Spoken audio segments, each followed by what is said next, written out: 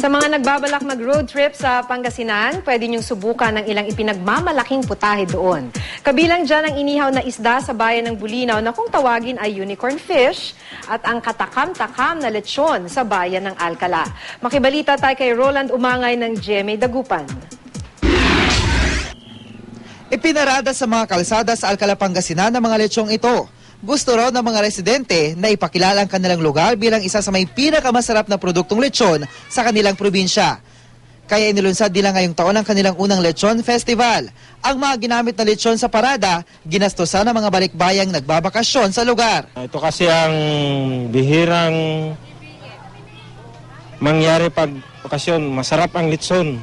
At matapos ang parada, pinaghati-hatian ng nasa 500 pamilya ang mga lechon.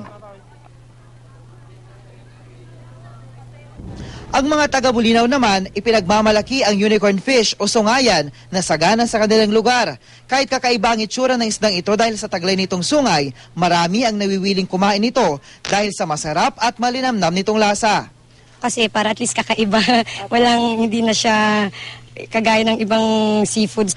The best daw ang sungayan na inihaw. Kailangan pong i-grill muna po siya para masunog yung balat. Then, kasi medyo makapal yung balat niya.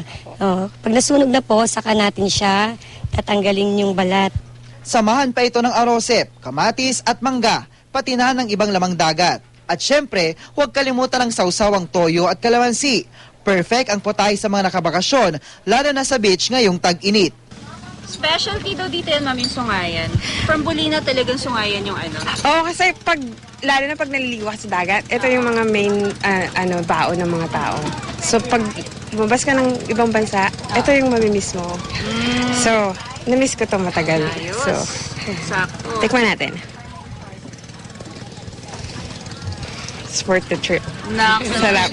Roland Umangay, Nagbabalita, Pilipinas.